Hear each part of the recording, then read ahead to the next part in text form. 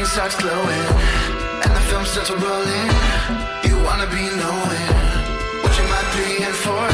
So give the show a listen and find out what you're missing. Put yourself in position for the easy good score.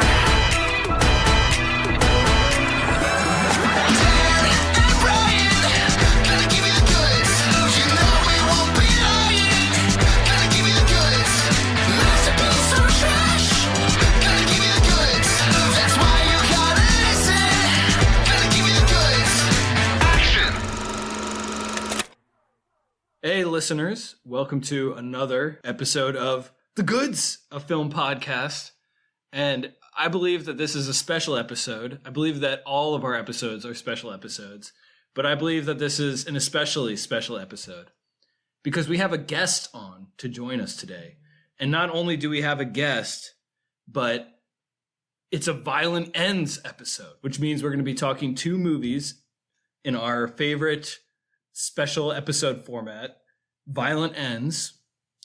And the guest that we have is someone who's been here before multiple times, and that is my brother, Will. How you doing, Brian? We'll let Will speak in a second. First, Brian, since Brian's a main host, always a spot of honor. Hey, Dan. Good to be here in my honored spot. This is, 156, I think? I think so. Lots of episodes. Welcome, Will. Thank you guys for having me. I think this is my 5th time on the pod, so it's always glad to be back. I guess you can have me about one time every 30 episodes is what the listeners can look forward to.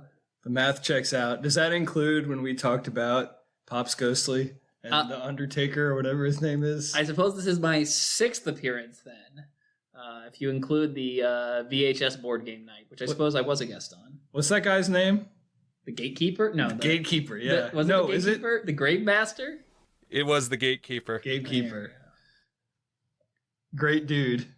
Which the 1 hour we spent with him. And he reminded Dan that he is closest to death as the oldest. The oldest. The oldest. The one we all pity. Often I'm the one that we all pity when we're in a room together. So I mentioned that this is a violent ends episode. This is an episode format that Brian pioneered for us back in the 4th episode ever of the podcast, Brian? Something like that. That sounds about right. And the premise is that we take two films that have similar premises, similar setups, but very different tones or very different executions or very different endings. And typically one of them ends happy and one of them ends not so happy.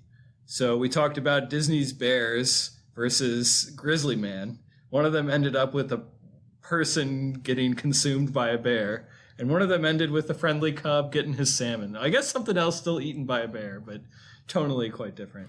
Right. More hands off by the humans in that film. That's true.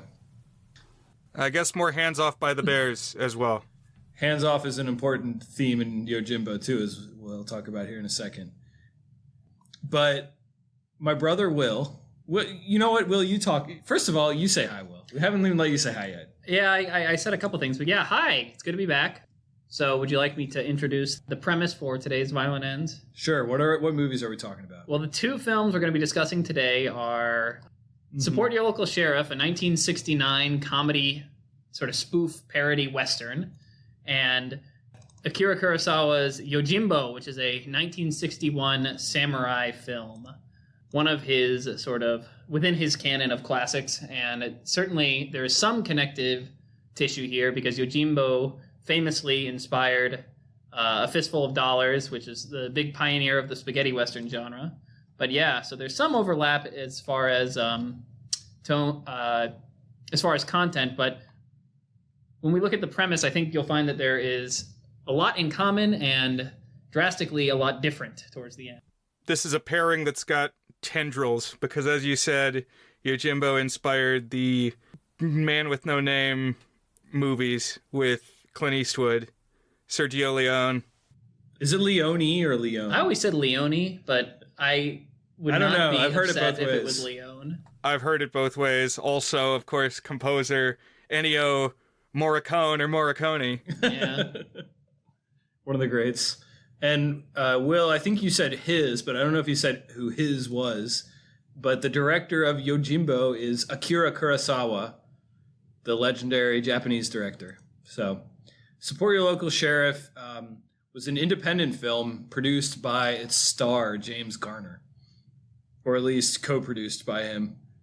He's not listed among the producers, but I think this was like the first film from some production company he made. Yeah, the title card said Cherokee Films or something. I was like, well, I've never seen that before. And I think you only saw it one other time. I could be wrong on that. But we'll talk about that in the tendrils. And I would go one step further on the connection, the tendrils between them, because so Yojimbo inspired the Leone films. And then I think Support Your Local Sheriff is basically taking the tropes, if not directly parodying the Sergio Leone films. And in fact, it gets a shout out in the second Support Your Local film. So in some ways, it's like, I'm trying to think, what's the metaphor? It's like you've processed through two filters, so you can't even really like necessarily call it directly inspired from the first thing, but like it had to go from Kurosawa to Leone to Support Your Local Sheriff. So we're like 2 layers removed of inspiration there. Right, and just because you kind of got there, 2 years after Support Your Local Sheriff, the same director and the same actors made a movie called Support Your Local Gunfighter. I have never encountered a case like this where they just decide, let's make the same movie again. And there's definitely differences in the plot, differences in the tone. The characters are not the same characters, but very strange. Yeah, it's like the same cast playing in similar types. It's not exactly the same cast, but it has like 3 or 4 overlaps, including important roles. Like the star is the same, playing a very similar type of character. The sidekick is the same. Similar type character. The mayor and like the town elders are the same. The love interests are both named after virtues, prudence, and patience. Oh, I didn't even make that connection, but you're right. But so you say you've never seen this before, Brian. I actually think, although the Man with No Name trilogy is sort of discussed and billed as a trilogy, if you look at them, I'm pretty sure Clint Eastwood's character has a different name in all 3 movies. And the villain of the first movie is also the villain, or is the same actor, plays the villain in the second movie, and the sidekick or the buddy cop in the second movie plays the villain in the third movie. So there's definitely a lot of overlap in the cast of the Sergio Leone movies as well. So if I have seen any of the Man with No Name movies, it's not more than one of them.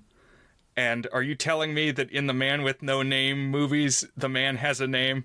Okay, I want to tell this story because I opened it up on Letterboxd. I think it was Letterboxd, and I pulled up the first one, which is A Fistful of Dollars.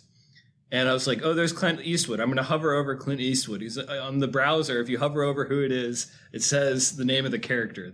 Hover over the actor's name, it says the name of the character. And I was like, it's going to say The Man with No Name. And I hovered over it, and it said Joe. And I was like, this is falsehood. I was told this was Man with No Name, but he's got a boring-ass name like Joe. Yet I think I wouldn't want to not have a name either if I was just Joe.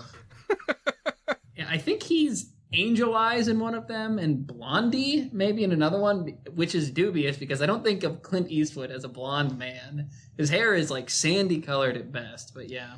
Well, way to just alienate our entire Joe demographic, Dan. All the Joes just turned off. It's Jover. There is a Joe in Support Your Local Sheriff. I wonder if that name was inspired by Clint Eastwood's character. So why don't we talk about what makes these movies similar?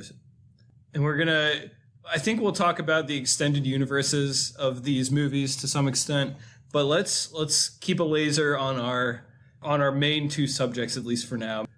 So what ties these movies together? So both movies take place in a small town that's only beginning to feel the force of the Industrial Revolution and capitalism. In the case of Support Your Local Sheriff, it's an Old West town, and in the case of Yojimbo, It's like a rural Japanese town. I don't know what you call this type of town.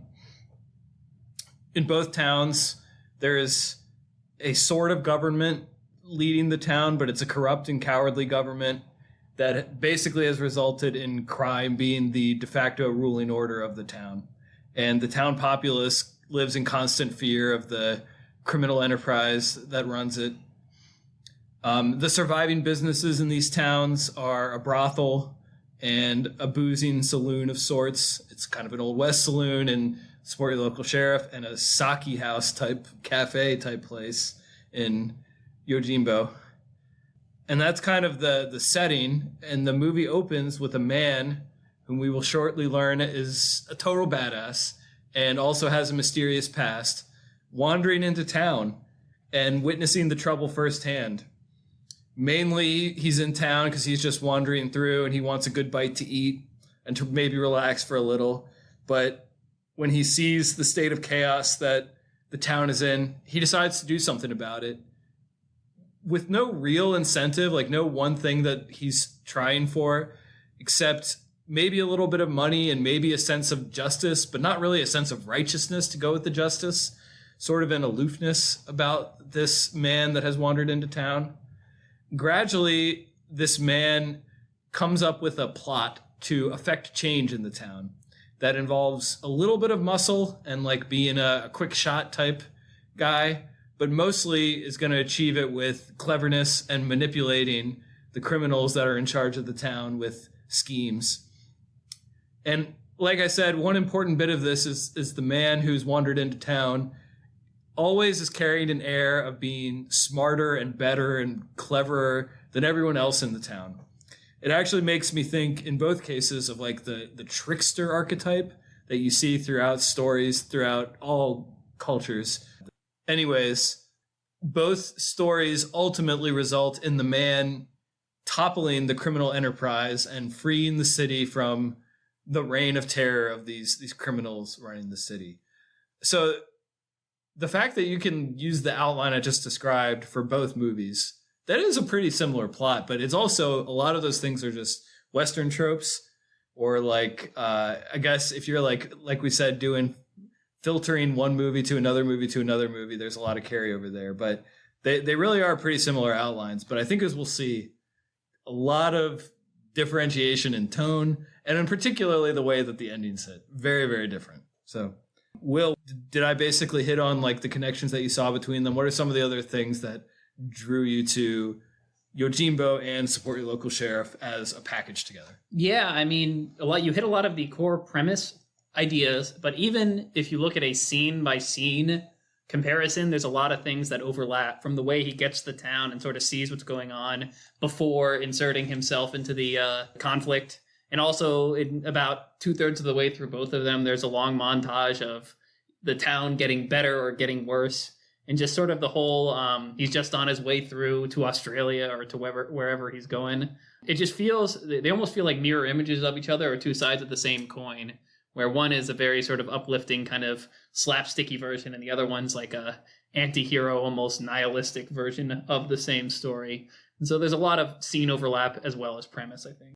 Another scene that was the same is early on, once the central badass wanderer pisses off the criminals, they start hiring hitmen to come after him, and he keeps finishing off the hitmen. Yeah, another thing is the core villains in Yojimbo are sort of one of the families of the Yakuza or the gamblers or whatever you want to talk about. And in the same way, in Support Your Local Sheriff, you've got the sort of bandits, the bandit, I don't know what you call them in the West, the sort of outlaws family as well. So there's definitely, I think, a lot of, you said it's a lot of Western tropes, but even more than that, I think these movies have a lot in common, more than most Westerns would if you just looked at them point by point. And I did go ahead and watch the Support Your Local Gunfighter, and I actually saw even more Yojimbo similarities in that one, because it's two gangs of criminals. Well, not criminals per se, like, so there's one mine in Support Your Local Sheriff, and there's two rival mines in Support Your Local Gunfighter. and both of the minds are like trying to get the loyalties of James Garner. Yeah. Although I think Support Your Local Gunfighter is probably more of a response to Yojimbo, I actually think for the point of a violent ends comparison, Support Your Local Sheriff has more overlap when you look at it. But yeah, there's definitely aspects that are more similar between Support Your Local Gunfighter and Yojimbo than Support Your Local Sheriff. Yeah, I think it's interesting. Like Brian said, the second one, Support Your Local Gunfighter, it's almost like they tried it again. It's not like a sequel. It's not like a spinoff. It's like they tried it again where it has like 40% overlap with Support Your Local Sheriff and maybe even more than that. And the second one, Support Your Local Gunfighter, I would suspect is very much directly a parody of Fistful of Dollars, which is, of course, an almost direct remake of Yojimbo. Yeah, and so Support Your Local Sheriff, like Brian said, you've just got the one group. So it's not like two groups that he's plotting against each other. It's just one family that runs the town. And there's some explanation for it. They like own some property or something. Is it the Danbys? Is that what it is? Yeah, the Danbys, they own the entire valley, which basically cuts off their trade route for where they want to sell the golds. Right, so it's like they're taking a toll. Yeah, they take a 20% toll, and they said if you don't pay the toll, then they'll just steal everything or something like that. So if we talk about the details of these, Will, do you have a designated order you want to talk about them? I think either order is fine. Perhaps we should talk about Yojimbo first, because it was the earlier movie, and I think there's more of an argument to be made that Support Your Local Sheriff is somewhat of a response to the type of movie that Yojimbo is. Brian, what order did you watch then? I watched Support Your Local Sheriff first. I can talk in either order, but did you want to mention your guys' connection to Support Your Local Sheriff? Sure. So this is another important reason we picked the movie. Well, actually, I kind of want to hear Will's perspective on it, but my dad always claims that Support Your Local Sheriff was his favorite movie and that Support Your Local Gunfighter was his second favorite movie. I'm not sure how true that actually is, but that's what he said. I think my grandfather also liked it. And of course, my dad passed away over the summer, as we talked about in our Parenthood episode a month or two ago. But Will, can you want to expand a little bit on why you picked this? Yeah, the dad connection. Yeah, it's a very similar, but I think as early as maybe September. So our dad passed away in July, and I think as early as September, I floated the idea to Dan of doing an episode about Support Your Local Sheriff, and then I got more into watching movies in like October, November. I started watching a movie almost every day, and because of for anybody who has listened to my past episodes, I lived in Japan for 6 years, so I have a strong connection to Japanese culture, and because of that, I started going through a couple of the canonical Japanese flicks, including a lot of Kurosawa movies, and one of them near the top of the list is Yojimbo. And so when I watched that, I was like, this is in many ways the same thing as Support Your Local Sheriff, but from obviously a very different tone and perspective. So because of that, and obviously I've listened to every episode of the pod, I like to try and do something different for each of my appearances here. So for this one, I was like, let's try and do a violent ends thing. And I think these two worked as a pretty good companion piece. So it was a combination of several things. My personal connection to Japan, obviously our family connection to Support Your Local Sheriff, and then my way of trying to go for Brian's interesting episode concept in violent ends. Yes, good to have violent ends for the first time in a while. Listeners, we would have more if we had more ideas. So feel free to sound off if something clicks for you. When we talk about Support Your Local Sheriff, one piece of it is that my dad had like 5 quotes from the movie that he said a lot. And I'll bring up a couple of those when we talk about it. And the one funny thing I've noticed, this is the second time I've watched it since my father passed away, is that my dad would get the quotes kind of wrong. So you know how that is. Like you see something and then you get it in your head one way and then you say it that way a whole bunch of times and you go back and watch it, but the way that you said it is wrong, but you've already been saying it the wrong way for so long, you just got to keep saying it the wrong way. Like, I definitely have some of those Office episodes. I would go back and watch them and realize I'd been quoting them wrong. Back when I used to quote The Office even more than I do these days. Anyways, So yeah, sure. We can talk about Yojimbo first a little bit here. We don't need to necessarily do an extensive blow by blow, considering we already did the high level. But the samurai in this case, the wandering man, whose name we don't learn except for the fact that he gives himself a sort of ironic name, is played by. You'd say Toshiro Mifune is probably fine for an American pronunciation. Toshiro Mifune. There you go. Yeah. And maybe we can start by saying, what Kurosawa movies have we seen leading into this? So I've seen back when I was like in college, when I did a binge of a whole bunch of movies on the IMDb Top 250, I saw Rashomon. But I think that's the only one that I had ever seen prior to this week. Wait, did Kurosawa do Rashomon? Yeah. Yep. Okay. I thought this was baby's first Kurosawa for me, but I have seen Rashomon. I had the opportunity last semester in the world film history class. They screened Ran, and I was going to go to that. And then I read my syllabus. It said it was more than 3 hours long, and I said, I'm going to go home. Yeah, Seven Samurais is probably his most iconic, and that one's like 4 hours long, which is why I haven't seen it. Yeah. If only it had Jonas Mankius doing Asmer into the mic, then I would go watch that one. No, just kidding. So I've seen Rashomon, Seven Samurai, and I have seen Throne of Blood, which was his Macbeth adaptation. And I've seen High and Low, which is the only non-period piece. In Japanese, they call him Jidai Geki. It's not a samurai flick. And then now I've seen Sanjuro and Yojimbo. Although I had seen Yojimbo before this. Sanjuro. Yeah, That's the sequel, right? Yeah. Is it Sanjuro or Sanshiro? Sanjuro. Sanjuro. Right? Yeah, Sanjuro. At least in English it's spelled Sanjuro for the Anyway, sequel. yeah, so Yojimbo, I guess I've seen 5 or 6 then. So Sanjuro, Yojimbo, Seven Samurai, High and Low, and Rashomon. I think that's it. One thing to know about Yojimbo is it's kind of an elegant premise. Man walks into town, cleans up the town, leaves. But it's also kind of confusing. There's a lot of characters in this. Did you guys get that impression too? Yeah. So in the Sergio Leone remake, in Yojimbo, there's layers. There's like the people on top who are controlling the gangs, and then there's our nameless man in the middle. They get rid of the people on top in the remake. They cut out like the mayor and the silk guy and the sake brewer. It's just the 2 criminal families. So I think that simplifies things quite a bit. Because there's a little bit like, it's like, wait, who's in charge of who? And these characters have similar names, and there's 2 families, but what's really like, it's definitely confusing how many names get thrown around, especially if you're unfamiliar with Japanese names. Right, I was getting mixed up because, I thought that maybe there was some intentional symmetry, like make this side the same as that side.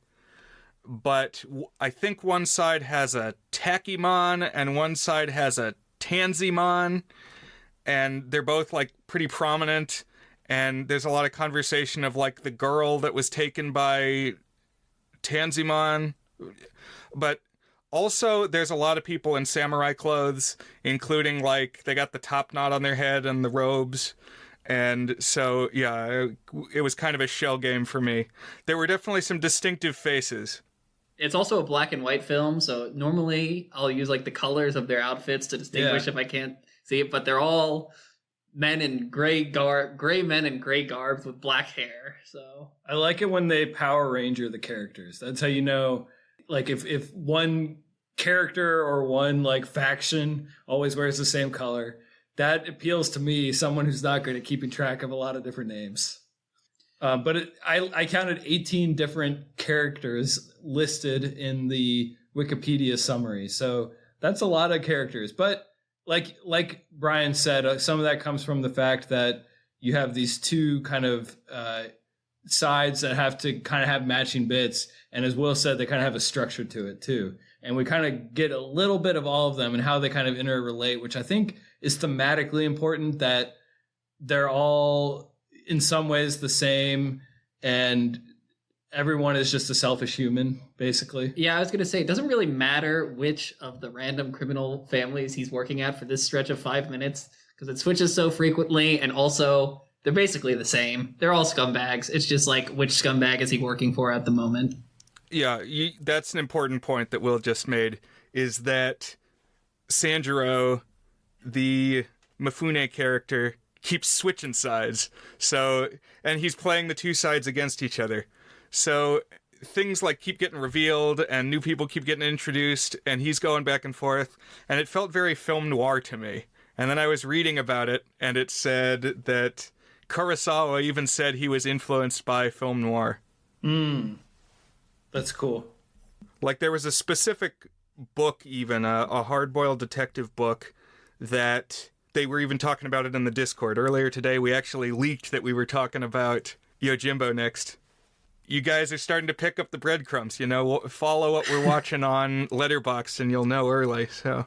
Yeah, I rated Sanjuro on Letterboxd today, and somebody in the Discord was like, I guess you're watching this movie tonight because Will rated it on Letterboxd. And the Mifune character, he wanders into town, he gets, like we talked about, and at some point somebody asks him his name, and he looks out the window and he sees a mulberry field. And that's how he comes up with the name Sanjuro. And there's a first half of that too. And apparently, according to Wikipedia, this is Japanese for mulberry field. And the subtitles also kind of say that, but then they also just call him Sanjuro too. So it's like a Peter in the Bible thing where the word Peter is actually just rock, if you see it in some translations. You are Peter, and on this rock I will build my church. In some languages, the Peter and the rock are the same, which has a nice poetry to it. But here, they do Sanjuro, but also he's Mulberry Field. But anyways, is there another layer to this name, Will, that's Mulberry Field? Like 30 years old or something? Yeah, he's Sanjuro. San is 3, and Ju is 10. So he's like, I'm Mulberry Field 30-year-old. But I think he even says, but I'm about to be 40.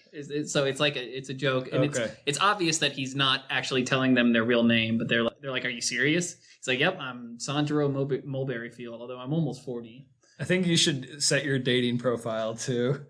My name is... Mulberry Field, 30 years old. The hell is this guy? Though I'm almost 40. So I think you just hit on something, Will, that we haven't said yet. This film is dark and violent and a lot of backstabbing and murder. It's also really funny. I laughed like 10 times at least. Maybe more than that. It's funny on a macro level because it's just full of like black irony of like everybody is... so petty against everyone else, which kind of makes them all the same. And the only way to, like, whenever you try to do something good, you end up killing 5 more people, so it doesn't end up being good. But it's also funny in micro level. There's just like funny things that happen. Like, we were maybe 5 minutes into the movie when this dog walks out chomping on this severed hand, and I made me laugh really hard because it's kind of like a comic timing to it. He's like walking in town, and all of a sudden this dog comes out with a hand, and I don't know. There's just a lot of like decent jokes here, but it's not jokey, but it's still making me laugh a lot. So yeah, and there's like a lot of the tone and the direction, like when the two gangs are facing off against each other, how they're both like really cowardly, and the Sanjuro is literally standing over them, like laughing at them while they're doing stuff. And then at one point he overhears people talking about killing him, and he like sticks out his tongue at the people who he's listening to the conversation with. It's definitely, there's a lot of like charm and sort of lightheartedness within the bleaker plot that keeps the picture as a whole elevated from a lot of the sort of more morbid, nihilistic tone that it could have adopted. Also, Mifune can just slash through like an entire crowd, so that by the end I was expecting it, and it was almost like a punchline that he's chopping his way through the crowd, and the people at the back of the crowd just have to wait as he's like, you know, shuffling along towards them. And they just gotta wait their turn to get slashed. That threw me off exactly one time because he seems almost invincible for most of the movie. It's like people don't really suspect him. They kind of trust him. And then when they start to catch on to him, he just slashes through them. And then there's one scene, maybe 3/4 of the way through the movie or 2/3 of the way through the movie, where finally one of the sides is catching on to what he's doing and they go and approach him. And then it smash cuts to him being beat to a pulp on the ground. So that also made me laugh a little too, because now we went from assuming that he's always going to win to now he's bloodied on the ground. But I also was baffled how he got finally beat. I guess because they have this one muscle guy who's like 7 feet tall. So one thing that's interesting about this is it is a samurai movie where one of the principal villains prominently uses a gun, and that's like a big thing. So the guy with the gun sticks him up in the restaurant that he's chilling in, and that's how he gets his butt whooped. Right.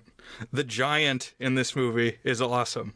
He's clearly huge. got Marfan's syndrome or something, but He's got to be over 7 feet tall. Like, the guy was absolutely massive. yeah, he's like Richard Keel.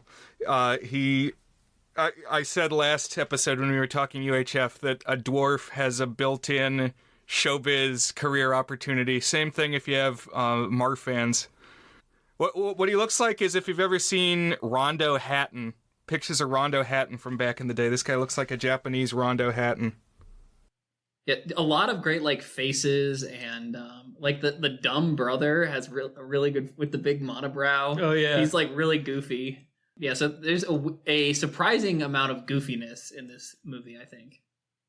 But there is darkness too, and the one thing that's really interesting about the plotting is it starts kind of slow because the premise is basically the gangs are warring, and immediately Sandro's like, all right, these guys are all idiots. I'm just going to get them all out in the public together and they'll slaughter each other. But they're just about to do that. But then like a government official comes in. And so he's like, oh, damn, I got to work hard to figure out how to beat these guys. And then the government official stays around for a while and then he finally leaves. And at that point, we're almost like halfway into the movie. So it does take a while to get going, although there's still good stuff in that first half. But then things start going kind of crazy in the second half too. Just a lot of twists here and there. Yeah, and then about 3/4 of the way into the movie, shit really hits the fan, and there's like this montage of chaos where stuff is burning and being cut up, and everything gets worse. Right, because he keeps tricking people that, oh, they got me, and oh, but I'm really on your side. And then he like goes to the other group. He's like, oh, they got me, but now I'm really on your side. And then each time it's like, oh, we stabbed the big sake barrels. Or there was one prop, I can't remember if it was in this one or Sanjuro, where like it really rained down like lots Beans. of stuff. It's Beans like is what it dried was. legumes, like because they have a woman kidnapped, and there's like 7 guards, and he shows up and he's like, hey, they killed all the guards. And then the guy's like, what? I'll go tell my brother. And then after he leaves, he kills all the guards and tears up the house. Yeah, he like cuts open, he like destroys this house, breaking a whole bunch of stuff and cutting open a bamboo tarp. Yeah. What really stuck out to me in this movie is how true to what I've come to learn about Japan, that like all the houses are made of paper. Like I don't know, maybe it's my cultural proclivities showing, but I just feel like you shouldn't be able to chop apart a house with a sword. Like, if you can walk in and chop the house apart and, like, slash the roof down, I think you need different building materials. Have they read The Three Little Pigs? Another thing that always catches my eye is that the standard is sitting on the floor, not on a chair. So everybody's always down on the ground. And you see this in Japanese picture books, too, which we have a decent amount of. There's all, like, the tables on the floor. They, like, lounge and eat on the floor. They sit crisscross applesauce, eat on the floor.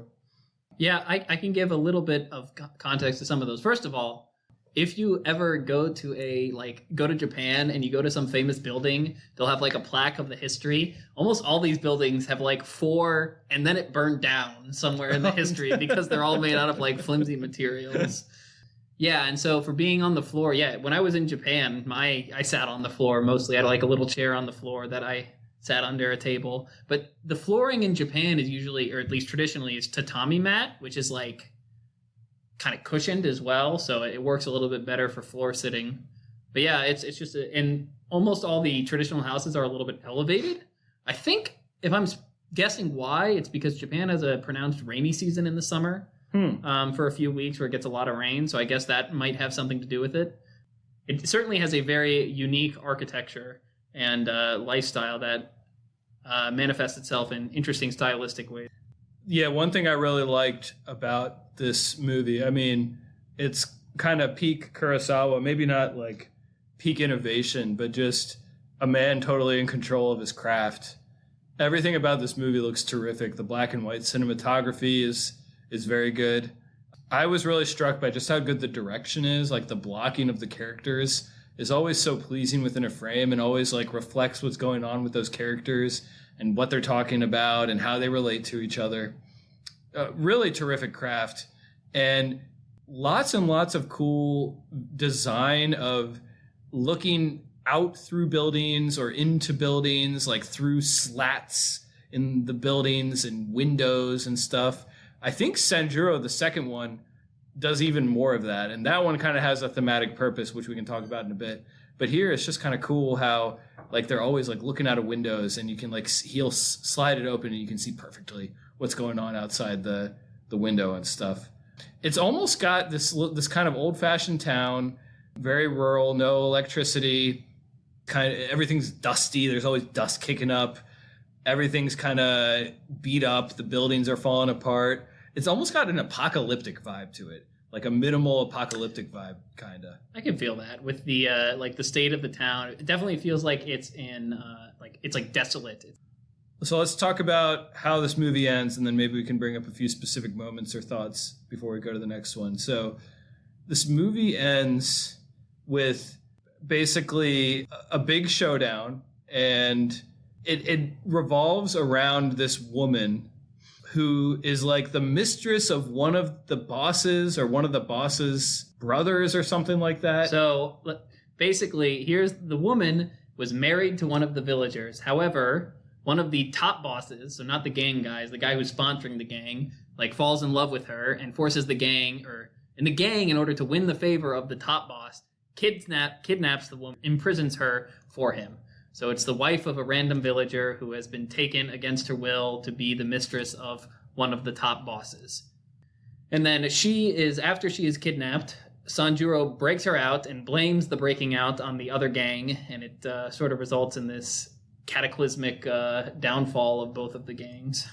You get some cool slow motion walking towards each other that, again, Sergio Leone very much ripped with like the Mexican standoff, but they're just like slow-mo with their samurai swords sticking up, getting ready to slice at each other. And they keep doing this pose. I kept noticing it over and over, where they walk with their like arms tucked into their sleeves. So like you kind of see their shoulders, but their sleeves are flapping in the wind and their swords kind of poking out from their shirt. Yeah, and it's not only like a lineup of people, it's just Sanjuro, and then on the other side it's like 12 of the samurai or the offending gamblers. And he's just going swinging crazy and then like chasing after specific ones of It's them. really not artful the way he kills them. That's the bit that I was talking about that made me laugh, is especially that fight at the end where it was, almost silly, and yet still I wouldn't want him to be chasing after me with a samurai sword. Yeah. It reminds me of a boy like chasing around his younger brother with the plastic lightsaber and whacking him. And I would call it a katana, but I will say that at one point I bought a curved Japanese sword from Goodwill, and I posted on Facebook that I bought a katana, and then my mall ninja sword dork friends were saying, "That's not a katana, it's a nodachi." So maybe that's what they got in this movie. I don't know. But to me, it's a katana. But there's actually a pretty brutal death for the guy with the gun. He like stabs him through the wrist with a knife, and then he bleeds out slowly on the ground. It's actually, for a movie that has so many sword cuts that result in no blood anywhere, no actual cuts, it's pretty visceral. Yeah, that's another thing, is for all the murders that go on here, it does clever camera work so that you get the sense that someone's killed, but you don't see like gore effects, like a blade going through skin. It's like a swinging blade, and then the person falls over, and you're like, oh, okay, that's what happened. Yeah. A couple of them get whacked about the head, and they get a little blood spray. Yeah, I think there's a dude walking around with an oversized mallet, and I wanted a mallet scene. It's giant. It's like it's not only is it a dude, it's the dude. The big guy has he's got the giant hammer as well. We needed that showdown. Yeah. That makes me think of The Simpsons when they have the Yakuza fight in their front yard. He's like, oh, the little guy hasn't done anything yet, and you know it's gonna be good. And then he goes inside and you hear him start flying around. So that was me with the big guy with the mallet. I was like, he hasn't done anything. He's gonna do it, but yeah. I was gonna say in the subtitles it calls them gamblers a lot. I'm pretty sure, I'm not 100%, but I'm pretty sure that's yakuza because the origin of the word yakuza is the worst like hand in a card game, I think, or like the worst dice roll in a game. Where I think ya means 4 and ku means 9. I don't know what the za means, but yeah. So I'm pretty sure this whole emphasis on gamblers or like gangs, I guess. Right, gambling debt was an important thing here. And it's interesting, gambling actually appears in Support Your Local Gunfighter. I don't think it's in Support Your Local Sheriff, but I think that's like a big part of the lawlessness of this is like your fates come and go on a whim, and you can lose it all in a second. Yeah, I also think gambling in a lot of places for a long time was illegal or highly regulated. So, I mean, even now you can't you can have a $20 hand of poker with your friends, but you can't just open a casino in your basement. And then the very last thing that happens in the movie is another dark twist that just kind of sends the movie off in a, I don't know, we can talk about how it sends the movie off actually. So I think he's one of the head bosses, like one of the guys who claims to be the mayor of the town or something. He comes out, he's dressed as a samurai, all goofy. He's got a drum and he's banging the bongo drum with a crazy look in his eyes. And then he goes and then he kills one of the villagers who has been one of the key figures like supporting Sanjuro. Wait. Is that who it is? No, I'm pretty sure. Who does he kill? So there's the two top bosses, and I think does he kill the other top boss? Because there's the sake brewer and the silk salesman. I think the silk salesman, who's the mayor, goes insane and kills the sake brewer. Okay, so it's the two top guys. Okay, but the old guy stays alive to the end, right? The old guy he's friends with? Yeah, the restaurant guy. It has the really funny pan where it cuts in, you're like, oh no, he's been hanged. And then it pans up, and he's like hanging grouchily. He's been like tied up, like hog-tied. Yeah, I remember that. That's right. Okay, that makes a little more sense then, because I was like, man, the guy I liked, he got killed at the end, but it wasn't him. It was someone else. Yeah, he lives through it. He's the guy who Sanjuro tells the town has been cleaned up, and then he leaves. Right, okay. And doesn't he, I think, isn't the old guy the one who's tied up at the end, and Sanjuro does the anime sword slash, and you think somebody's hurt, but then the ropes just fall away? Yeah. And I want to repeat what Will just said there, because I think this is actually kind of the key to the end of the movie, is Sanjuro says, well, did it. I cleaned out the city, fixed your problems. And he walks out of town, this huge pile of corpses behind him, crazy man in a samurai suit banging on a drum as mayor. We did it, Patrick. We saved the city. One of the funniest lines in the movie is when there's this like sort of sniveling constable guy who tries to get him to work for the other people. And then at the end of the movie, Sanjuro calls him. He says, hey, constable. And he says, yes, what is it? He says, go hang yourself. And then he turns and leaves. It's very sort of dark, but satisfying in a way. So, a lot of deaths. Then Sanjuro, the mysterious man, wanders out of town, leaving the pile of bodies and the town arguably in even worse state than it was. So that's kind of dark, but I kind of wanted to see what thoughts you guys had. Like, what's the takeaway? Because it feels to me as if there is a commentary aspect to this. So I wanted to see what you guys think, and then I'll give you my take on this. It definitely is very dark, but it's kind of like he excised the demon, and there's scorched earth behind him, but he did what he said he was going to do, and the evil people have been slain while he wanders off to not really deal with the problem. There's definitely an element of commentary there. Yeah, I'm in a similar boat that I don't know that any one faction stood in for a real-world group or other than he's like the wandering justice. He's like Jack Reacher, by which I mean probably Jack Reacher is like Sanjuro. But he's the guy who drifts through, and he's going to have a different adventure next week, and he's going to spread this vigilanteism. But the good guys are going to get saved, and the bad guys are going to be put to the sword. I guess I didn't necessarily mean like a political stand-in type commentary, but it felt to me like almost a deconstruction of this kind of hero, because it's interesting, because if this was like the template that American Westerns were heavily, or I guess Italian Westerns as it were heavily inspired by, this one already feels like a deconstruction of those tropes where you have the one guy who comes in as the superhero, does a whole bunch of violence to try and save the day, and then walks away. But like, it's really like an anti-violence, but even more so, it had to me like an anti-capitalist bent, because like all of this built up rot was from these two businesses that, as we saw, were basically just the same, being petty with each other. And he painfully tore it down, which, you know, in the one hand was heroic, but on the other hand, like, just tearing a system down doesn't solve the problems. You don't have a rebuilt solution just by tearing down the bad things.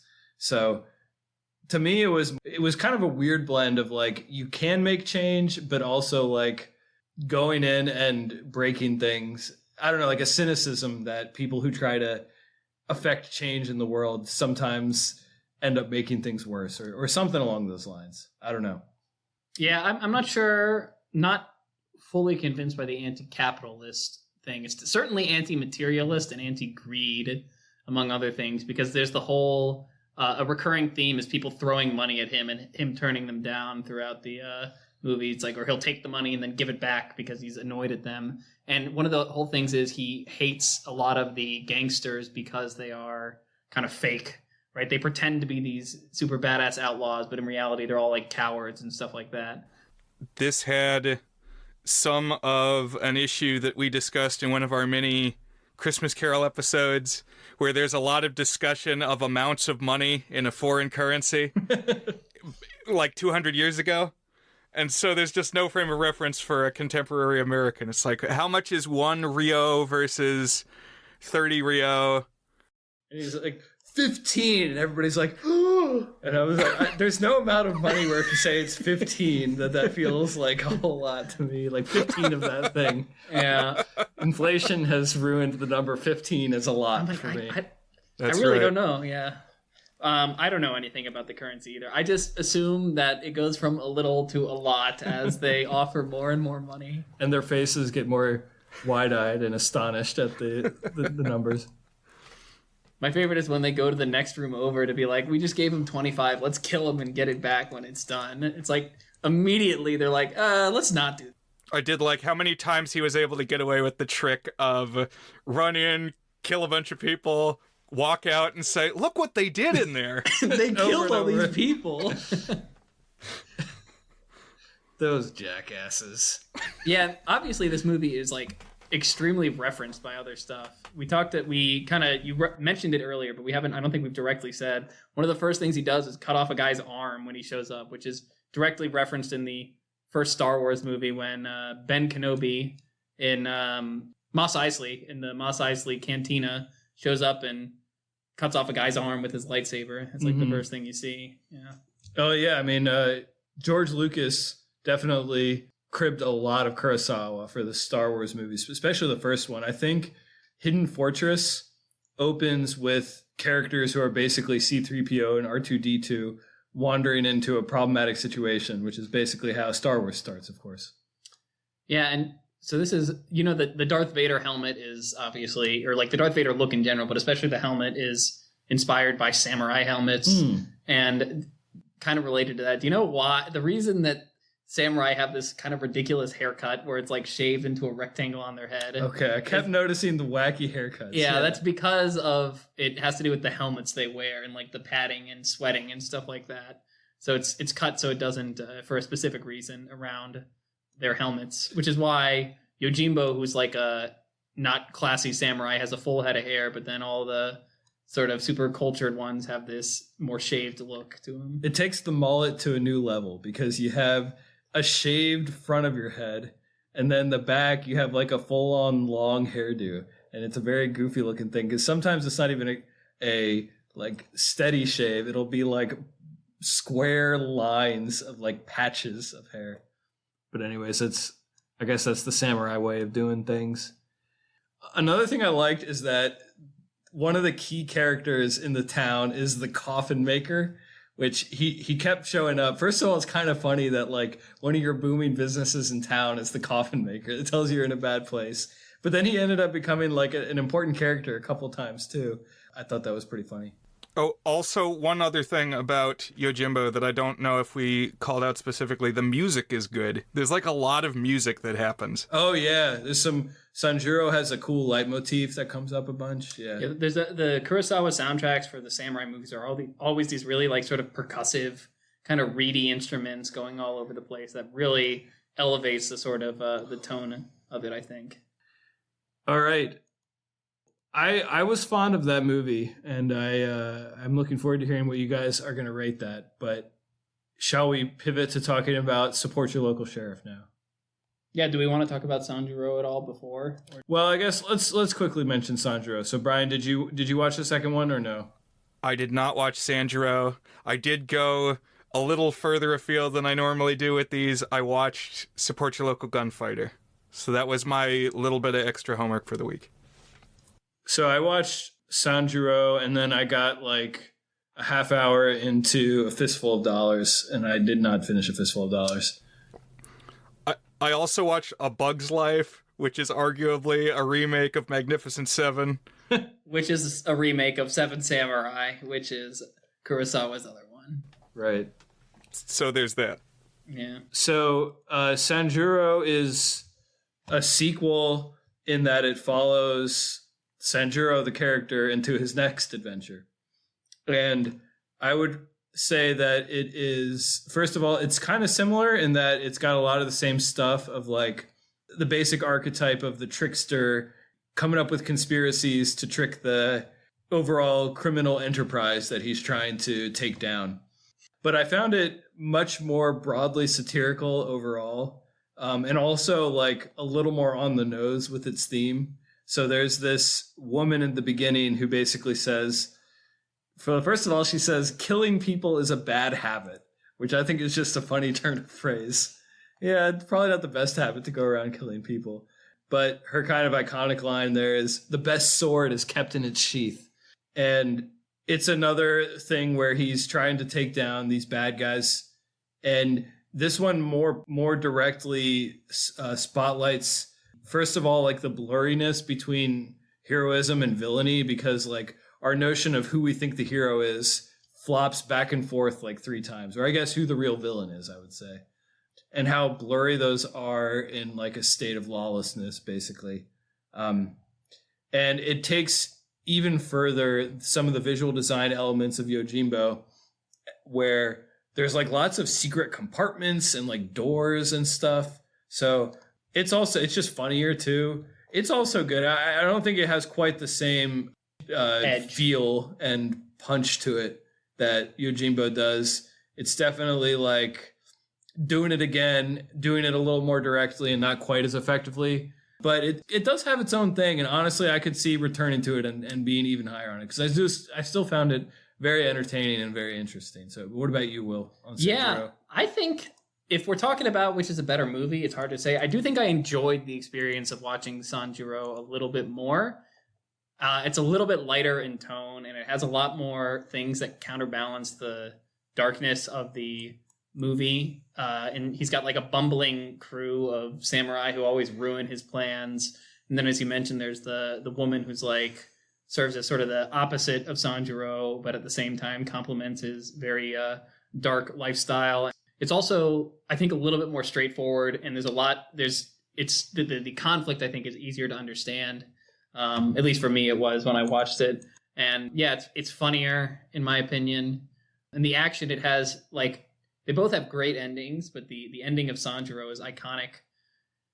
Brian, you mentioned the sort of anime sword draw, cutting the rope. Sanjuro takes it further. It has the anime slashing sword, giant spray of blood.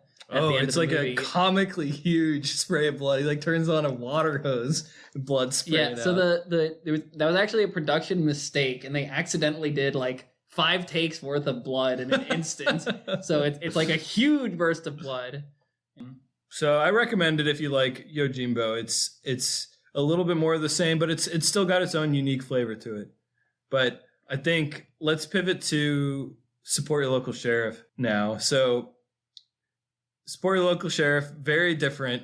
It's basically like a deadpan comedy the whole time, like just characters quipping over nonstop quipping. Definitely a comedic film that has like kind of your more typical Hollywood likable hero and then happily ever after. So just talking through bits of it. So basically, first of all, it opens with a funeral. And this is probably the darkest bit of comedy in the movie because first of all, they're doing like the Frank Grimes thing where they're talking about, they're like disrespecting the guy at the funeral. They're like, he came in 2 days ago. We don't know anything about him. And now he's dead. And then they're getting ready to throw him in the grave. And they're like, there's gold in there. And they start like scrabbling to jump into the grave and pull out the gold. And the guy who was eulogizing was like, well, get this dead guy out of here. Let's find the gold. And they shove it off to the side. Which is really the only subversive element in the story. There's also it kind of sets you up for something a little more subversive than you get. What I kept thinking was there is moments of edginess in this film, and I went ahead and looked how long was this before Blazing Saddles, and it's actually only 5 years. Blazing Saddles was 1974, so this is like in this middle ground of how far do you go with your Western comedy. I would put it at like a pretty solid PG. Like you could probably play most of this on TBS. And in fact, I wouldn't be surprised if that's how my grandfather came to know this movie, was because it aired on cable in the afternoon when he was sitting there playing Scrabble with his sister. Right, but there's a few moments where it's like they talk about getting the shaft in relation to the mine, and like the whorehouse is run by Madame Orr or something, and so they talk about Orr's house and shoveling horse shit. Yeah, they keep almost saying that. Yeah. But I'd put all that in PG territory. Maybe like heavier PG. Right. You're right. It's got some it's a comedy that pushes the boundaries every now and again. It's suggestive, but not That's actually it doesn't actually really commit to anything too dark. And then another thing that I found suggestive, I guess, and honestly kind of off-putting is the female character who's the love interest. She keeps getting like caught with like the equivalent of her pants down, not actually her pants down, well, sort of her pants, like her dress catches on fire, or she like is caught in the mud and so it looks like she's mud wrestling, or like she's caught in her skivvies up in a tree and stuff, and it's basically a chance for her to be humiliated in front of the protagonist. Yeah, I guess it's subverting sort of a classic heroine who's always caught in, it's like she's always caught in the worst situations. There's almost very little endearing about her because she's always on fire or covered in mud or acting like an idiot, something like that. So we have the opening funeral, and then it gets set up that this is kind of a gold rush town. That ends up not being all that important in this one, but basically as a result, the Danby family takes over. And so the main Danby that we deal with is Joe Danby, who's played by Bruce Dern, who is really, really funny in this movie. In general, the supporting cast in this movie made me laugh a whole lot, but the lead made me laugh too. James Garner. James Garner. Yeah. He's funny too. Although he does kind of the same thing over and over, which is he just got like the deadpan smirk, but it's a good trick. It's like, you know how you watch a Chevy Chase movie, you're getting a Chevy Chase thing. Here, you're getting the James Garner thing. And he has for an hour and a half. He has a lot of lines that are like, it's like him not believing that people aren't completely faithful. He's like, I already shot one hole in your roof. Like all these things where he's like, yeah, of course, I'm way better than you at everything. And the one that I always say is like, it was pretty good, not that good. Yeah. It's like he's like really like he's so clearly above it all that it works out, and he's got a lot of really funny lines as a result of that.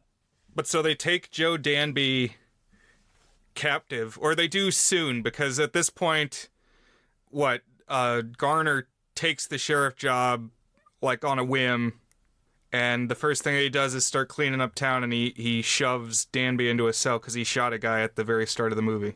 Yeah, so what's his name? Jake McCullough. He shows up and he sees Joe Danby kill someone and has a couple of pretty good exchanges with him about remembering his name. He says, you calling me a liar? Well, now you heard every word I said, and I didn't call you a liar. That's like the kind of response you get from him. He says, well, I ain't calling you a truther. No, that's a different movie. Yeah. A different J. Oppenheimer. because that had Josh Peck in it. Yeah. He says, "My name's Joe Danby, and you better remember it." And then the James Garner character, Jake McCullough, I think it is, he says, "Oh, I'll remember it, Joe. That's about all I'm going to be doing for the rest of my life is go around remembering your name." Just like, I don't even know what the joke is there, but there's a lot of that kind of joke in this movie. It's like this whole sort of he's being accused. It's like it's like, I never called you a liar. It's like, oh, I'm gonna remember your name. That's all I'm gonna do is remember your name. But the way he says it is really funny. And a lot of the deliveries, some of this is where we should point out that remind the listeners what we said earlier, which is that our dad said a lot of these lines over and over again, and he had a certain way of saying them that now when I go and watch it just makes me more fond of the specific delivery. But one of my favorites that my dad said all the time is, and my dad didn't get it quite right. Maybe this is one he got right. I can't remember. But he said, Jake McCullough says, "Joe Danby, you make me feel tired all over," which is just a good turn of That phrase. whole line he has is really good. He says, "Joe, you make me feel tired all over when you talk like that. It's bad enough to have to kill a man, to have to listen to a whole bunch of stupid stuff before you do it." It's like it's just the way it's so funny. But then, so Brian was saying, yeah, so Jake goes, he walks into the town council. He's like, "All right, I'll be your sheriff." Then there's this funny back and forth about what happened to the last couple of sheriffs. He said the last 3 died. No, just 2 of them died. One of them left right away. He didn't have the right temperament for the job. But anyways, now he becomes sheriff. And of course, he just saw Joe Danby kill someone. So he's like, "I'm going to go arrest Joe Danby." And so he goes and does it. And just every bit of this has got like some comic punch to it.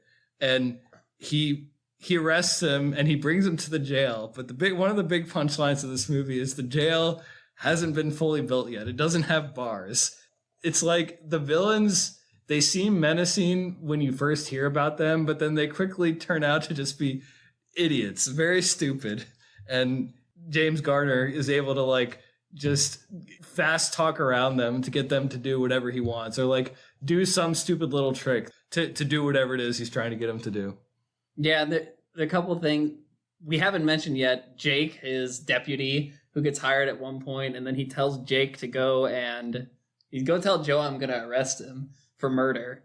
And then Jake's like, "What are you going to do when he kills me?" He says, "Well, then I'll arrest him for 2 murders." Yeah, this guy he deputizes is played by an actor, somebody Elam. Yeah, Jake. I think his name is Jake I think or it's John. Jack Elam. Jack Elam. Yeah. One of them, either the character is Jack and the actor is Jake, or vice versa. I think the character is Jake, so the actor must be Jack.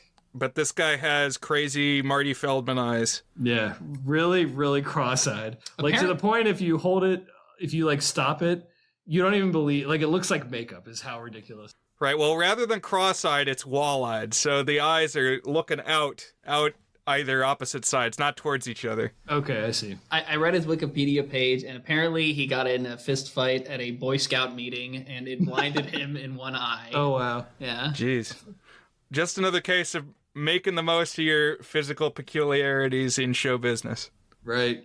Because it lends him a sort of quirky energy. Like, because he's in both movies, he plays kind of the town drunk who also has a pluckishness about him, which fits with the wall-eyed look pretty well. He's got a bunch of good lines too. He's like, "Me and the sheriff don't take too kindly to rabble rousers with guns or show offs with guns," and he's waving around 2 guns while he says it. The kind of things that the sheriff does is like so now he's arrested one Danby, so the other Danbys come in and they like he comes in, he's gonna shoot him, and the sheriff just sticks his finger in the gun, which just flusters the guys. Like, "Well, what do you do? You stuck your finger in the gun. Is it still gonna go off?" And then in the moment of being flustered, the sheriff just opens the revolver and takes out the bullets, which is a trick he uses like 10 times. Yeah, he lies The to 2 Joe movies. about having taken the bullets out of his gun when one of the times he tries to escape from jail. Pa Danby is another great side character. Mm-hmm. Yeah, the lead Danby, the father, is played by character actor Walter Brennan, who did a fair number of Western roles, usually playing an old man. But what I know him from is a movie called The Gnome Mobile, which was a Disney movie from the 60s, which is like a pro-environmentalist, save the redwoods because gnomes live there movie. But I am fond of the Gnome-Mobile because it's a movie over which I bonded with Teddy of Buzzed On Movies. Of course. In high school, he was the only other person I knew, and vice versa, who had seen the Gnome-Mobile. So at some point, we may need to get Teddy on the show and revisit Walter Brennan with coverage of the Gnome-Mobile. I bet he'd be down for it, yeah. Yeah, one bit about Walter Brennan's character, Pod Danby, that keeps coming up. He's like the big evil gang leader, but multiple times someone comments about how he's like kind-hearted. At one point, the sheriff says he seems to be like a lonely man. And then later on, his son describes him. He says he's got a heart as big as the whole outdoors, but he doesn't have one brain in his head. But like Yojimbo, at some point, it transitions to a sort of montage of, instead of things getting worse, it's things getting better. He's cleaning up the town in a much less violent way, although he does trip the horses at one point. It kind of enters like in the second half, a little after the halfway point. It's almost like a more sitcom-y thing at this point. It's like a sketch comedy, because he just does a bunch of different things to stop the Danbys from breaking out Joe Danby. And that part slows the overall pace a little bit, because you don't get quite as much of the quipping, which is really the special sauce for this movie. And yeah, so the love interest too, her name is Purdy, which is just a funny name. I like the name. Is it Prudy or Purdy? Oh, excuse me. It's Prudy. Short for Prudence, yes. Yeah, Prudy is a funny name, I thought. So that early in the movie, you have a great line from the mayor, and he says to Jake McCullough, he says, she takes a lot after her dear departed mother. And the sheriff says, oh, she died? He says, no, she just departed. And the mayor is played by an actor from MASH. I think it's Colonel Potter on MASH. For some reason, there's a scene where the sheriff and Jake go gold hunting. And this is where you get what might be my favorite delivery, where the sheriff says, well, if we find gold, we'll split it 60-40. And Jake says, 60 for who and 40 for who? And then the sheriff says something else. It's like, well, now look, we're already arguing about who's going to get how much. Look what gold does to 60 for who and 40 for who. That always makes me laugh. It always catches me 60 for you and 40 for me. Well, that's mighty generous of you, Jake. Thank you. Oh, another fun gag that I wanted to call out while I was thinking of it is eventually the prison bars do come in, and Joe Danby, who's just been standing in the cell without bars, without a wall, and he ends up like holding the cement that they're using to put the bars in. Yeah, he helps them put the bars in. That's pretty funny. But it does end with a showdown with the Danbys, and the scheme here that the sheriff does is he ties Joe Danby to the cannon, this big cannon. And he's like, oh, no, don't blow up Joe. Don't blow up Joe. Please, we'll stop. And then he unties Joe. The sheriff has won. And the sheriff says, it wasn't even lit. It was a fake fuse. And then he lights the fuse. And then he walks away. But the cannon does go off. So it wasn't a fake fuse. And it shoots a cannonball into Madame Orr's house. To the brothel. And it starts burning down, and there's like the entire town council, partially clothed, starts running out of the brothel, which I thought was pretty funny. Yeah, and it does a lot of like subverting the tropes in here. So at one point he talks about, he's like, I'm going to leave town. And then Prudy's like, well, that's a great idea. And the town council's like, I heard he's going to leave town. And when I heard that, I thought that guy has a good head on his shoulders. And also the town council meeting where Prudy tries to rally them is hilarious. She tries to tie herself to something, and then she yells, death to tyrants. And then he's like, what'd she say? She's always saying death to something or other. Doesn't mean anything. Yeah. Oh yeah. But I like that exchange you mentioned, the one where he's talking with Prudy and saying he's going to leave town, because exactly what you would expect here is she's like, well, no, why would you do that? Aren't you attached to me? Aren't you attached to the town? And she uses that tone of voice, and she says, well, now, that's really mature of you. It's like, that's got to be the most mature thing I've ever heard. He's like, wait, mature? So. Not cowardly? And then the movie ends with Jake, the deputy, breaking the fourth wall and describing the happily ever after, which is also exactly how Support Your Local Gunfighter ends, too. But in the ending is different. In Support Your Local Sheriff, he ends up being one of the most, he's like, and I become one of the most beloved characters in the Western folklore. But then at the end of Support Your Local Gunfighter, he says, and I become a big star in Italian Westerns. That's right, yeah. Yeah. One thing that I wasn't sure of is there like some background to Support Your Local blank? And apparently this was like you would get like little signs of this that said support your local police. It was like a 60s slogan. So like you could get a bumper sticker for it. And I haven't heard that one before. I mean, it makes sense, but yeah. One big thing that I believe we have not mentioned that is, I would say, a pivotal plot point is that the sheriff is on his way to Australia. Oh, he repeatedly saying that. says, it's like, I'm just on my way to Australia. And he describes it as the last frontier. And they're like, I thought this was the frontier. There actually are Australian Western movies, which makes sense because, you know, it's like the America after America. Vegemite Westerns, if the Italian ones are spaghetti Westerns. That's funny. I don't know. There's one with John Hurt in it that I watched. I think it was called The Promise or something. That might not be the right title, but it was about like bushwhackers in Australia. Yeah, they've got their own big desert area in Australia, so I'm sure they've got their own Western lore. So now why don't we talk... We can just mention what happens in Support Your Local Gunfighter.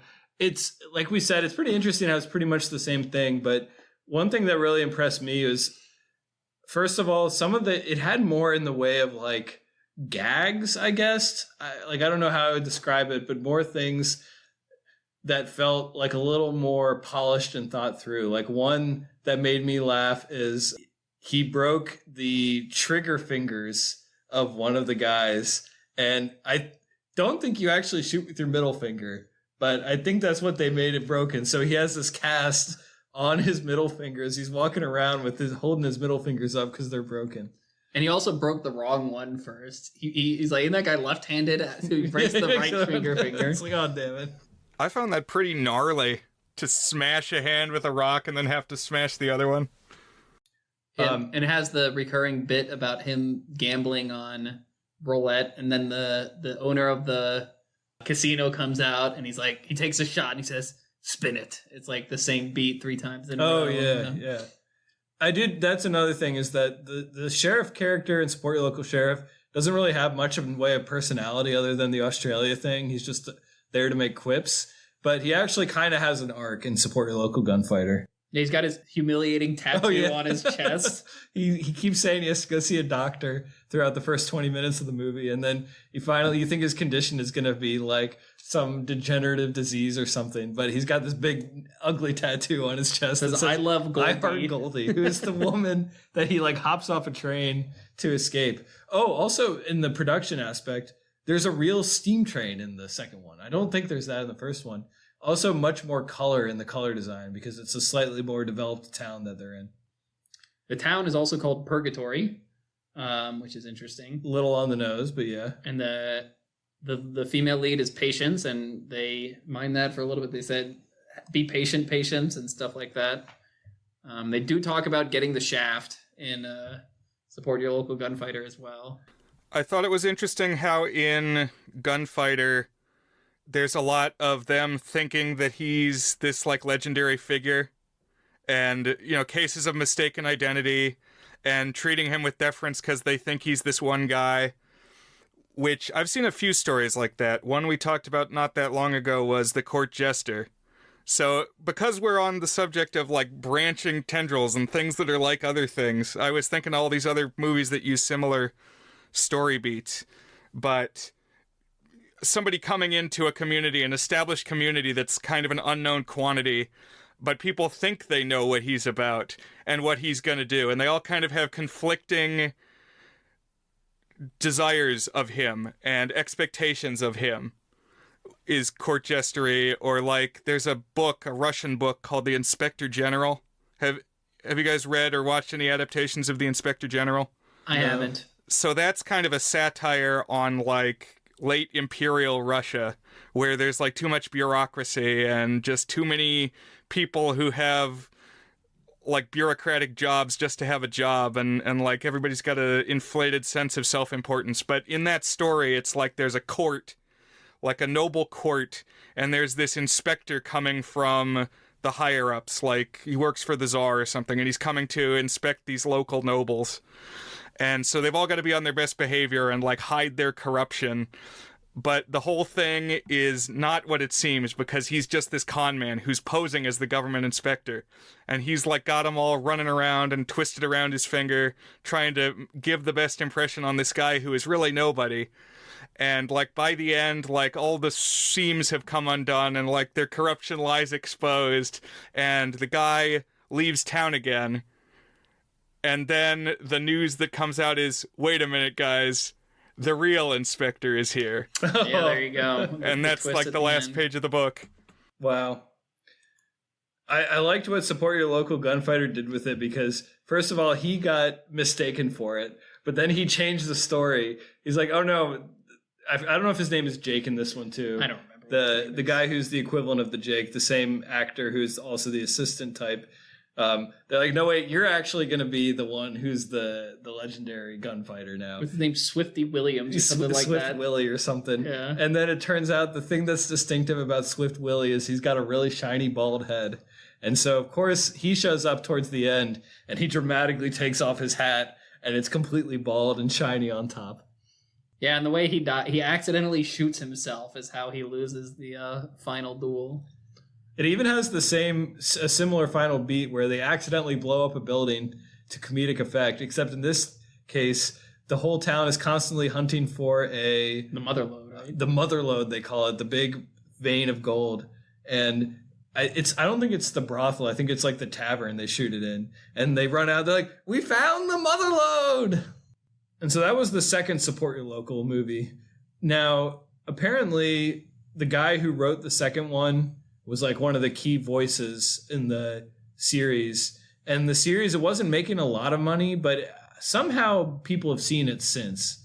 I wish they could have done a couple more of these, I think. I think there was some juice there, because I felt like the second one had a little more polish and thought into it than the first one. That makes me think you're not running out of ideas. You're just building up a head of steam. But I don't know. I guess 2 parody westerns starring the same cast with similar premises is probably enough. Well, they could have done a trilogy like the Man with No Name trilogy. That's true.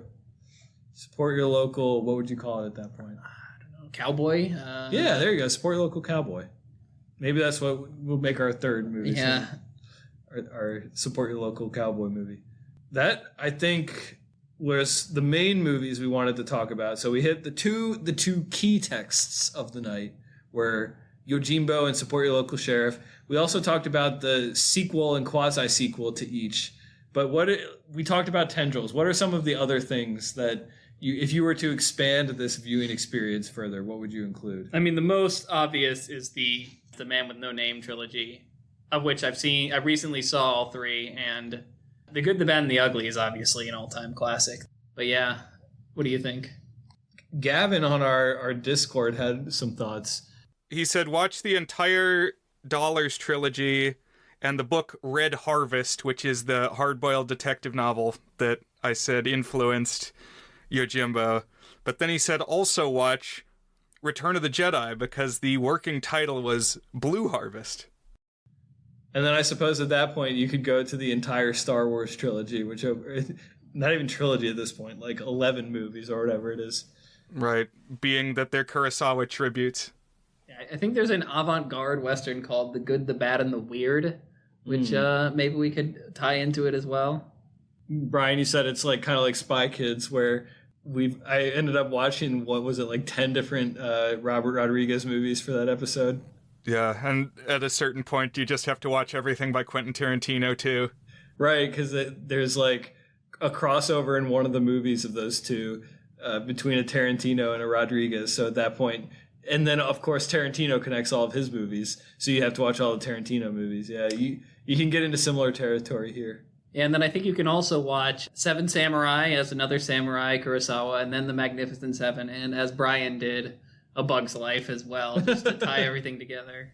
And I just happened to watch that one because Disney Plus posted like an insect documentary, and like there was a plug at the start. Also, you should watch Bug's Life. I'm like, okay, well, I guess I will. Disney Plus said it, Well, so I you know, gotta do it. it must be done. So I write books. That's one thing that I do. And one of the next books I'm going to write is a fantasy novel heavily inspired by the archetype of Yojimbo / A Fistful of Dollars, where it's a wizard going into town and sort of upending a place that is full of corruption. Yojimbo, we didn't really mention the soundtrack, but the sort of like mouth banjo kind of bouncy soundtrack that both Gunfighter and Sheriff have also, I think, adds to it. But there's a lot of... I could go on about the script in Support Your Local Sheriff and just quote things at you, but I think it's really worth watching and listening to it because it's quite funny. And Gunfighter I have a little bit less exposure to, but I do think the script is pretty snappy there as well. So, yeah. So I think I'm ready to rate these.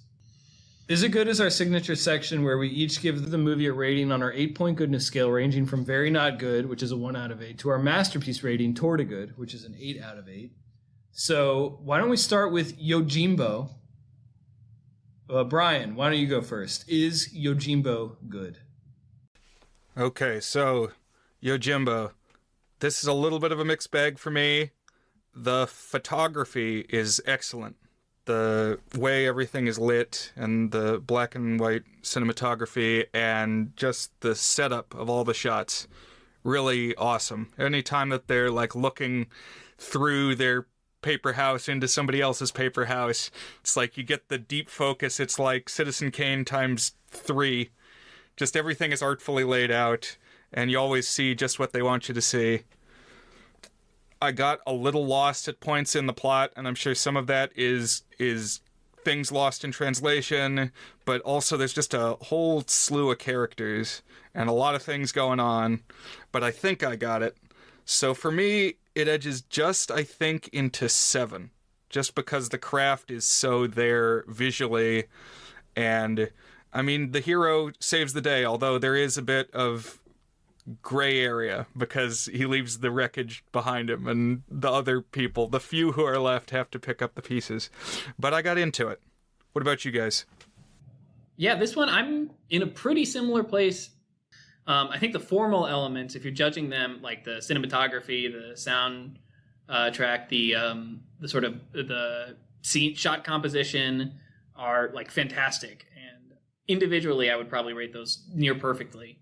But it does, I think, come together because of some of the sort of slowness of the first half of the film and a little bit of the confusion when, if you're not paying like really close attention because of name overlap, and a lot of people get brought up and then not talked about for 30 minutes and then brought up again. And then all of a sudden this gun guy shows up halfway through the movie and you're like, oh yeah, he's another one of the brothers. There's a lot of things that sort of pull me out a little bit from the narrative thrust of the film. And so as a result of that, I think... I'm a little bit torn here. I'm going to go... I think I'll land right there with you and give it a low 7. I think it barely edges into 7 as well, just because I think I got more out of it. I've watched it twice now, and I think I got a little bit more out of it the second time, just because I knew what was going on better, and as a result of that, I was able to more appreciate the formal elements rather than focusing on trying to figure out just what the hell is going on around there. Plus, I think it has like an all-timer of an ending, where with Sanjiro against the entire family, where he just mercilessly cuts down everybody before being like, well, the town's cleaned up, goodbye. And yeah, I think it there's a lot to love about it, even if I did get a little bit confused at points. So yeah, 7 for me. What about you, Dan? Well, first I want to shout out Jim MD, who's a guy on our Discord.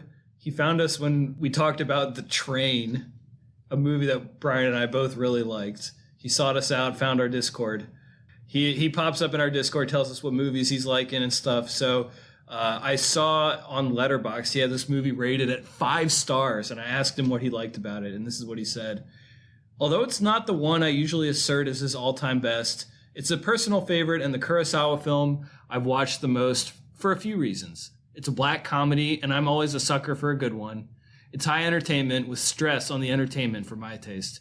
It's like a Western made from the novel Red Harvest, then transposed to a samurai setting. It's not as long as some of his other great films like Seven Samurai and Ran. which is something that we brought up too. The cinematography is probably the best of all of his films, and the score and Sanjuro's leitmotif are amazing. And of course, it inspired Leone's/Clint's Man with No Name.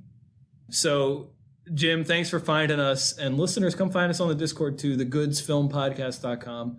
I'm going to give this one a 7 with the possibility of it turning into an 8 the next time I watch it, like a high-end 7 for me, because it's really well, like everything about the craft, phenomenal, what you guys have said.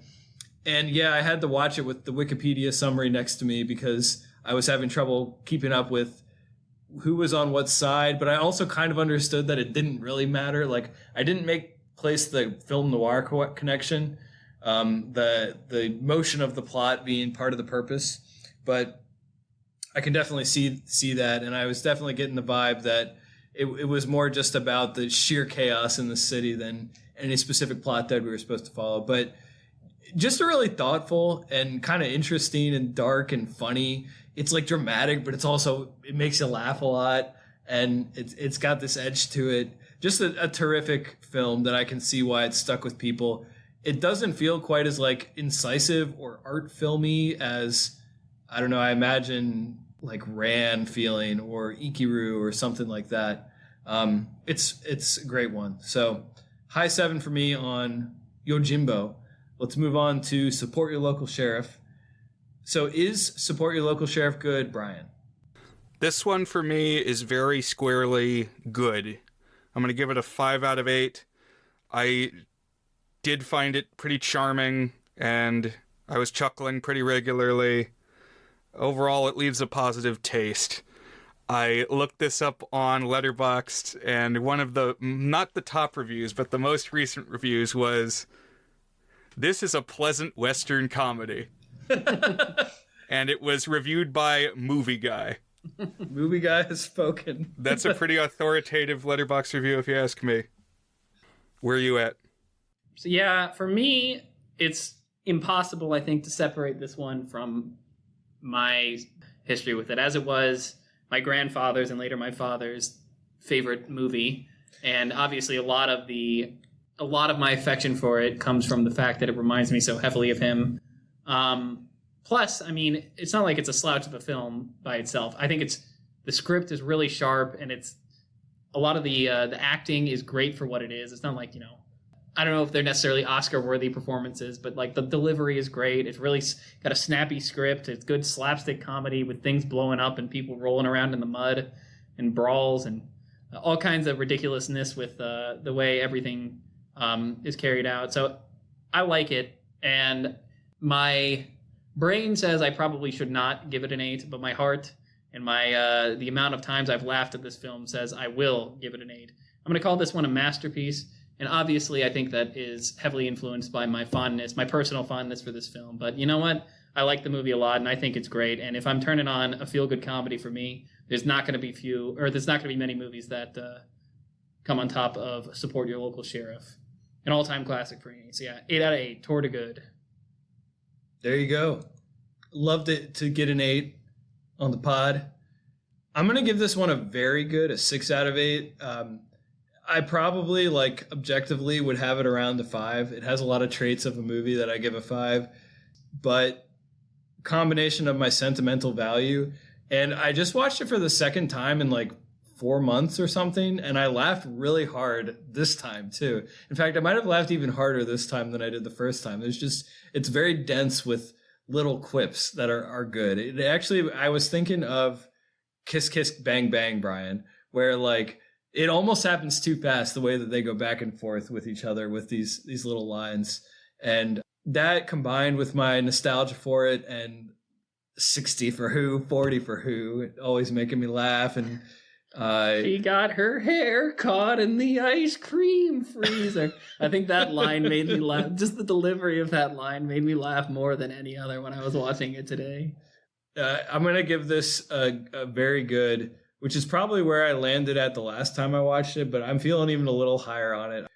It's definitely one I plan to watch again at some point, because clearly it stands up to multiple views for me. So I feel pretty confident in giving it at least a 6 on that one. So very good for me on Support Your Local Sheriff. Are there any others that we want to toss some ratings out there onto? I guess all three of us watched Gunfighter, right? I don't know if we want to make this canonical, but let's go ahead and do it. So Support Your Local Gunfighter, the second Support Your Local film. Brian, where do you have this one?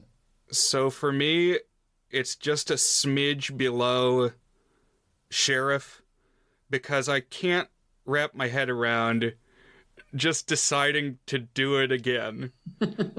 Like, it's not that the movie is worse, but how is that the impulse? It's just, 18 months later, you're like, okay, well, we're all still here.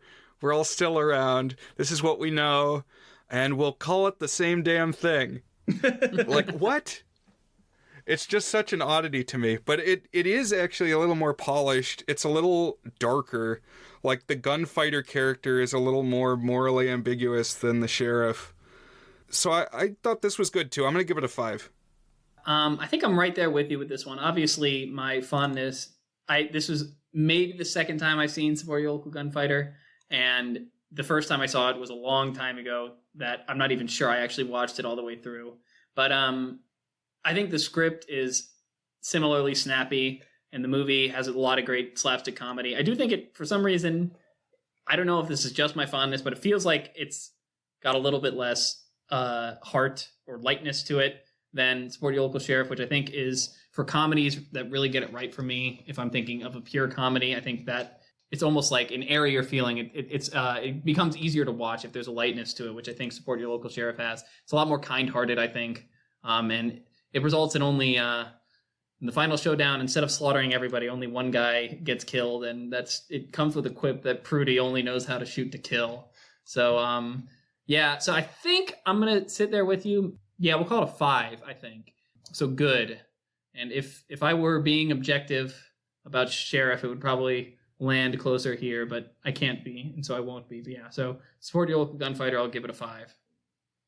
I'm right there with you guys for pretty much the same reasons. In some ways, it's got more meat on the bones, but it just doesn't ring as quite so special to me. And a lot of things I liked about it, though. Like, there's some really good gag construction and build-up. Also, the actress who plays Prudy is named Joan Hackett, which sounds like a name. You're like, oh, I know who that is. But really, I didn't know her from anything else. I think it just sounds like, I don't know, maybe I was thinking of Joan Crawford or something like that. Like, it sounds like the name of someone, but I hadn't actually seen anything else with her. And I thought she was fine, but in Support Your Local Gunfighter, the similar character, Patience, she's the brunette, she causes trouble in town. And I think she has like a nickname, the Sidewinder, in that, which I thought was kind of funny. She's played by Suzanne Plachette, and she kind of knocked my socks off. She's beautiful, and also she just got kind of like a sparkle in chemistry that I thought was terrific. Yeah, she's really funny. She tries to kill every guy. He says, does your mother know you're out this late? So she tries to shoot him or something like that. And she did a lot of stuff. One movie I'm familiar with that she's in is The Ugly Dachshund, which was a Disney movie from the 60s. Are we going to do a pairing of what was it? The No-Mobile and the Ugly Dachshund? There's a very good chance. But you know who else was in The Ugly Dachshund was the guy who played the doctor. It's come up in a previous Goods episode because, Charlie Ruggles was a character actor who played the doctor. And actually, you know what? It wasn't talking to you. It was talking to somebody else. But I watched Bringing Up Baby, the screwball comedy. And that movie has a very young Charlie Ruggles in it as one of the characters. And then later he was the doctor in The Ugly Dachshund. So now we also would have to watch The Ugly Dachshund and Bringing Up Baby as part of the Yojimbo universe. Did you give your rating? No, I didn't. So my rating is also good. I was entertained and not quite as special. And then you two guys who watch Sanjuro, you want to throw a rating on that? Sure. One more thing on I don't know if Bruce Dern is also in Support Your Local Gunfighter, but I just watched all of the Alexander Payne movies, including Nebraska, which has an old Bruce Dern in it. This is the guy who plays Joe Danby, and he's really, really good in Nebraska, which I think is overall about around a 5, not Payne's best movie, but It was kind of wild seeing him young here after I had just seen him old in Nebraska. But if we're adding more movies onto the Yojimbo canon, the guy who plays the villain, like the gun villain in Yojimbo, and also the villain in Sanjuro, he starred in the highest rated narrative movie on Letterboxd, which is Harakiri, and also starred in the 3-part 12-hour movie series, The Human Condition. So yeah, wow. So add those movies onto your Yojimbo. For some light watching. Yeah. So there you go. And then Sanjuro, do you want to do Sanjuro real quickly? Yeah. Sanjuro, I probably enjoyed it more than Yojimbo. I don't know if I'm going to call it a better movie, but I think I enjoyed it a little bit more. It's a little bit lighter. I think it's funnier. I'm going to give it a 7, exceptionally good, similar to what I gave Yojimbo, but a little bit more confident there. What do you think, Dan? And I would give Sanjuro a very good, probably, because it's got that Kurosawa construction to it, and I think it even does more with the visuals to it. It doesn't have quite the same like iconography to it, but the way that it's got like these people just keep popping up in interesting places, like a window flies open or a door flies open and there's people who you didn't know were there who were listening in and stuff. It does a lot of cool stuff with that, and like the depth of focus stuff, and still the same black and white, and it's anamorphic widescreen, like the really widescreen. Like I think it's 2.35 against 1. If you start talking to cinephiles and hanging out in cinephile spheres, they're like weirdly obsessed with aspect ratio. Cinephiles freaking love talking about aspect ratio. They will talk to you all day about which ones are good and which ones are bad and which ones should be used for this one and that one. And I don't quite get it, I gotta say. Maybe I'm not quite as much of a visual thinker as these people are.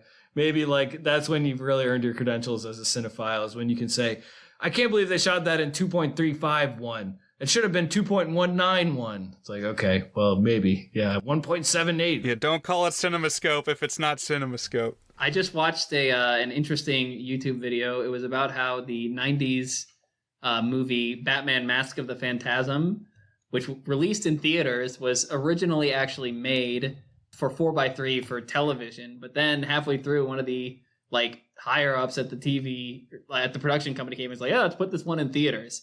So the original, it was actually cropped for theaters, where they made it widescreen for theaters, even though it was originally made for 4x3 for television. So it's like a reverse of what you normally get, where it's pan and scan or whatever they call it. Well, since we're talking about aspect ratios, that actually was pretty common in the early 2000s when TVs hadn't fully cut over to widescreen, is they would actually shoot it thinking of the DVD sales that would be on 4x3 screens, because that was actually getting as much money as getting people in the theaters. And then when they displayed it in theaters, they matted the top and the bottom, which is the opposite of what you think of. Like normally you think this is modified for our home video. So like the original was shot for theaters, and then they would pan and scan or something like that. But that changed early in the DVD revolution. But then everybody started getting widescreen TVs, and they just... everything was widescreen. And now, for like The Simpsons on Disney Plus, they crop it for widescreen. But Saltburn did the 4x3 intentionally. It kind of feels like a soap opera, and it like makes the space feel much more vertical. That was the time I actually noticed the aspect ratio. I was like, okay, I did, because that feels very different than widescreen. The weird horror movie that was recent, where it's like just night in a house. Oh, what's that called? Skidamarink. It's a play. Yeah, there it is. Yep. Was that one in 4x3? I don't even remember. It like washed off my brain. I don't remember either. I watched it on my laptop, which I don't notice it quite as much. Anyway, it would have been a good one to do that if it did or didn't. Yeah. No, it says it's widescreen. Okay, fair enough. I mean, it could be wrong, but what I quickly Googled. Yeah, we saw Oppenheimer at the Udvar Hazy IMAX, and that one's like basically a square. It's so...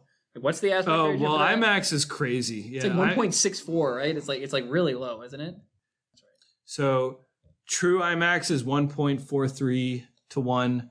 Watered down IMAX is 1.9 to 1, and standard is 2.4 to 1 on Oppenheimer.